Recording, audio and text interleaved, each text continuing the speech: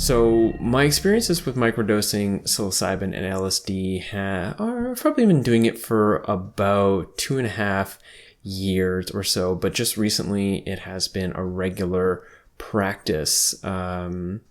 So thinking about my past experiences, I'm just gonna exclude them because they are not as it's most recently that I've gotten the most benefit, which is in using the Fadiman protocol, which is ultimately taking it every fourth day with mushrooms. I was experimenting between 100 milligrams to 200 milligrams of dried mushroom, and with LSD, it's about 1/8 of a tab, which I think are probably about 100 mics. I mean, you get told, but whether or not you can trust exactly what you're told, who knows? But about 100 mics, so that would make them like 12.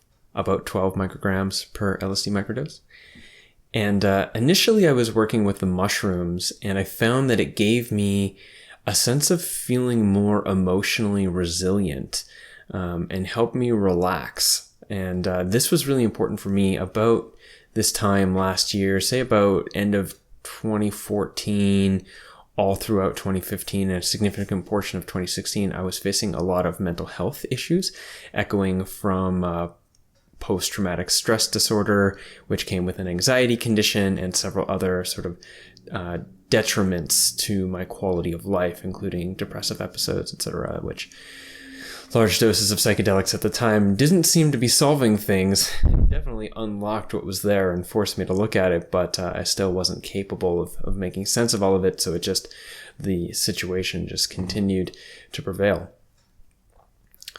But since coming back, I actually had an ayahuasca experience back in October that was specifically geared towards trauma resolution, and that really cleared a lot of baggage. And since coming back here to Ontario, where I am now, I found that I started microdosing psilocybin in the hopes that it would provide me a sense of resiliency, so that I didn't spiral off into the same old patterns of mental illness that I was going through when I was living here previously. And I really feel like it helped a lot. It was taking it about every fourth day, but then sometimes not. And when I was sticking with about 100 to 150 milligrams, I was in a good place.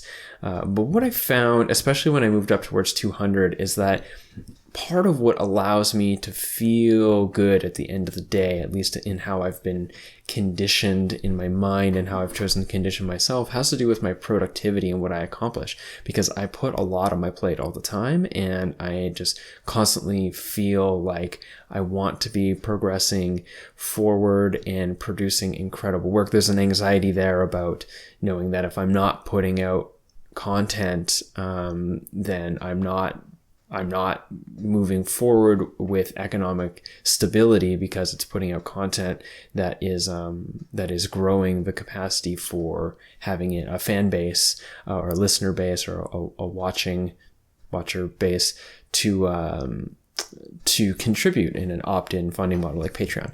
But at the end of the day, if I'm not very productive, I find that I feel like pretty defeated, and those types of feelings can be detrimental. And of course, the act of moving towards needing to achieve something, not to feel defeated, is maybe pathological in its own way, but some of that core stuff is there, and I'm mitigating it as I work forward. And also, I want to achieve things. I mean, maybe that's a conditioned pattern belief that's making me say that, but I found that when I was taking, especially around the 200, I got less productive.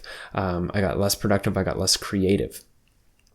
And I just kind of wanted to sleep and just lie around. And then I couldn't feel good about just wanting to sleep and lie around, because I want to win the day, and I'm not winning the day if I'm not achieving my goal set. So it began to be sort of detrimental in a way. Now, maybe if I took less, I'd be less relaxed, and chances are what I actually needed was to relax, which is why I felt that way. But I found that when I started exploring LSD as the microdose more so, this is what I mean. I think that the mushrooms really helped me stay emotionally stable, but the LSD really helped me progress it to a new level in a way, because then it was like, it was just different. It was like I had an entirely different cognitive framing for my day. And sometimes it would take a little bit too much, and sometime between 11 and 1 p.m., things would get a little weird, and I couldn't really be doing anything that required me to be explicitly social, but my actual work time was great. I found that a lot of the ADHD, primary inattentive behaviors that I have due to some, it's maybe social conditioning and other sort of environmental factors, behavioral conditioning, environmental factors, but also probably some leftover brain damage from extreme amounts of stress for such a long period of time.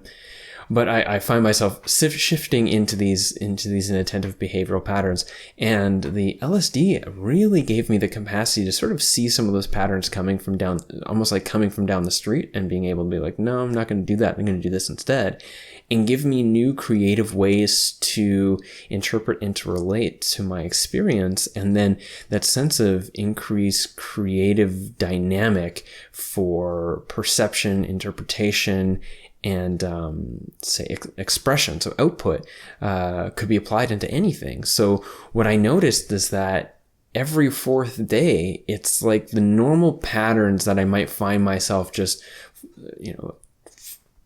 plummeting into over the course of time simply by trajectory and inertia get disrupted, but they don't get disrupted so much that my entire life gets called into question, or my sense of identity being called into question, which might come up from a flood dose. But it comes into a cognitive framing that allows me to just shift ever so slightly. And I've been finding that to be really great for my creative process and my workflow, compared to things like Adderall, which